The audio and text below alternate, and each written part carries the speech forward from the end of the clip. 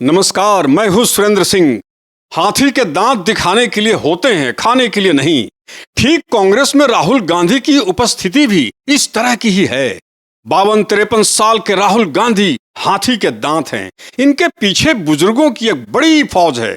इनकी माताजी सोनिया गांधी की यह लॉबी है और भारतीय राजनीति में कांग्रेस पार्टी में यह लोग सोनिया गांधी की चाटुकारिता में जोंक की तरह चिपके हुए हैं।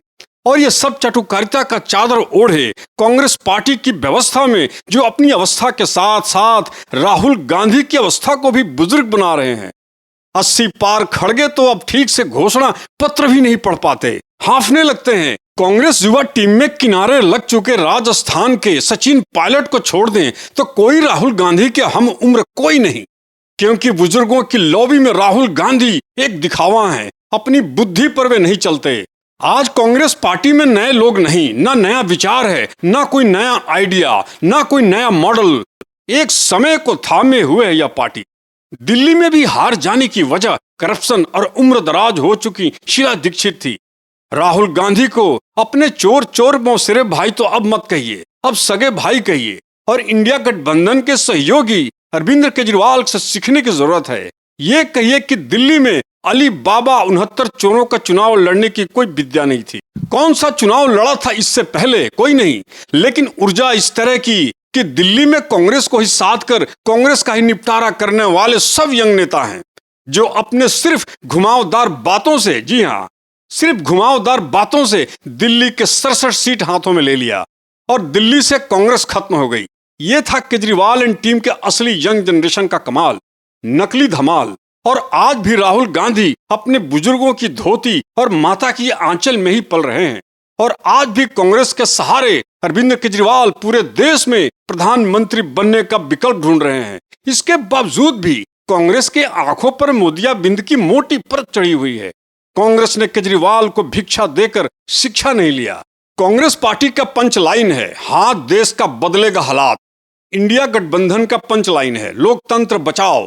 ऐसे घोषणा पत्र पर हाथ कितना बदलेगा हालात, यह तो चुनावी समय तय करेगा।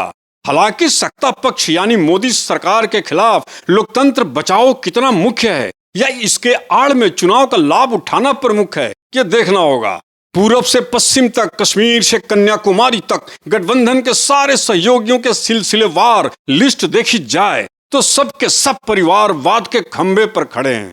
देश नहीं, राजनीति इनकी महत्वाकांक्षा है, अन्यथा राज चमक गए होते। परिवारवाद के इस लिस्ट में अरविंद केजरीवाल की पार्टी भी जुड़ गई है। सीटों के बंदर बाट में सबके अपने राजनीतिक स्वार्थ है, अंतर विरोध भी कम नहीं। दूसरी तरफ संविधान बचाओ, लोकतंत्र बचाओ में अगर भारत के देशवासियों की चिंता होती तो स्टालिन सनातन धर्म पर हिंदुओं को गौमूत्र, डेंगू, नाली के कीड़े बीमारी की बात नहीं करते। केरल में 20 सड़क पर गौवध का नमूना नहीं पेश किया जाता। इंडिया गठबंधन की ममता बनर्जी तो जैसे बांग्लादेश की मुख्यमंत्री हो। मुस्लिम वोट के तुष्टीकरण में पूरा गठबंधन उठा है। तमाम बांग्लादेशियों की आबादी निरंतर भारत में पलायनवाद कर रही है। हिंदुओं के तमाम धार्मिक उत्सव पर बखेड़ा करती हैं।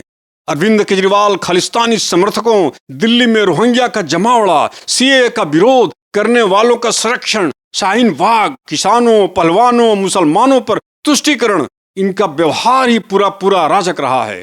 उत्तर प्रदेश में लॉ एंड ऑर्डर, गुंडे तत्वों को समाजवादी पार्टी का संरक्षण हमेशा रहा है। वही हाल लालू यादव एंड सन्स का है। अब तो बेटियां भी मैदान में है। क्या ये लोग ऐसे लोकतंत्र बचाएंगे?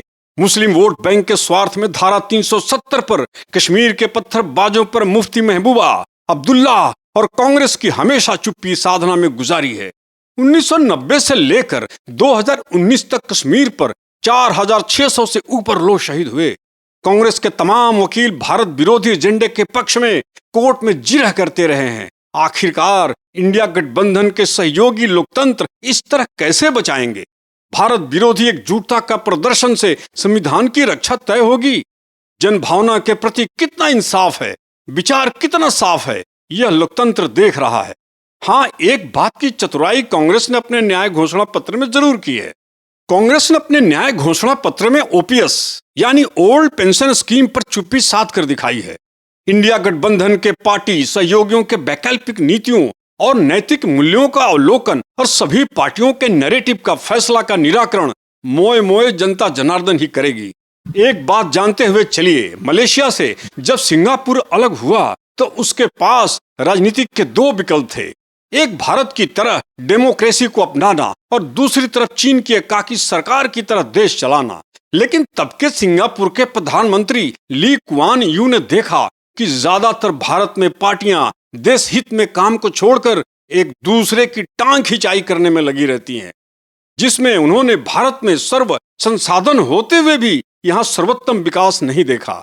अंततः सिंगापुर के प्रधानमंत्री ने चीन की एकाकी सरकार जैसे सिंगापुर को चलाने का फैसला किया। आज सिंगापुर आपके सामने है। दूसरी तरफ भारत में सैकड़ों पार्टियां हैं। लोग इसे लोकतंत्र की खूबसूरती कहते हैं, लेकिन इसकी बदसूरती को देखते नहीं और इसलिए इसकी संख्या बढ़ती जा रही है। क्योंकि राष्ट्रीय पार्टियां क्षेत्रीय दलों की पार्टियां जब चुनाव जीत जाती हैं तो फिर वो जमीन पर नहीं उतरती। लोगों के मुद्दे तटस्थ रह जाते हैं, राजनीतिक फायदे सरकारी बंगलों तक सिमट जाता है, उम्मीदवार पब्लिक की उम्मीदों से दूर चले जाते हैं, पार्टी चलाने के लिए बड़े पैमाने पर पैसों का खेल होने लगता है, रिजॉर्ट्स में नेताओं का छुपन छुपाई का मेल होने लगता है, आपसी अंदरूनी अंतर विरोध में नेता विदेशों में दांव खेलने लगे हैं। देश अपना घर है, लेकिन विदेशों में भारत के मुद्दों पर प्रतिक्रिया का दांव कोई लगाए तो पूरे भारत को यह समझ लेने की आवश्यकता है कि भारतीय अधिकारों पर कोई सेंध मार रहा है। इसका अधिकार हमारे नेता दे रहे हैं। इस कायाकल्प में अरविंद केजरीवाल और कांग्रेस आगे चल रही है। आज भारतीय राजनीति में मुफ्त में कोई साथ नहीं चलता। अगर किसी बाहरी का हस्तक्षेप आपकी स्वतंत्रता, आपकी ताकत को लीज पर ले रहा है तो इसका मतलब साफ समझिए कि पार्टी अपना स्वार्थ साधने में देश विरोधी तत्वों के हाथ में है। आज चीन पर कोई राजनीतिक बयान दे सकता है, लेकिन उसकी अंदरूनी उठा पटक में चीन कभी भी यूरोप या अमेरिका जैसे शक्तिशाली महादेशों पर बोलने का अधिकार नहीं दिया है। चीन हर मामले में इंडिपेंडेंट है। भारत के बिकाऊ नेता बार बार ये अपने देश के प्रभुत्व को गिरवी रखते हैं। विदेशों की भारत पर बयानबाजी आम है। ये अधिकार चंद नेता अपने स्वार्थ के लिए करते हैं और भारत के स्वाभिमान को बेचते हैं। ऐसे नेताओं को सबक सिखाइए। न्यूज चैनलों से महरूम मीडिया वाले भी चंद पैसों के लिए सोशल मीडिया पर विपक्षी नेताओं के सांठ-गांठ में भारत विरोधी टूल किट के गुणगान करने से परहेज नहीं कर रहे हैं। आज बस वीडियो में इतना ही। इजाजत दीजिए। ये न्यूज चैनल नहीं, व्यूज चैनल है। अच्छा लगा तो ठीक है, अच्छा ना लगा हो तो माफ कीजिएगा। त्रुटियों को सुधारते हुए फिर आपके समक्ष आऊंगा। आपसे अनुरोध है कि अगर यह वीडियो अच्छा लगा हो तो कृपया इसे लाइक करें, शेयर और सब्सक्राइब करना ना भूलें। नमस्कार।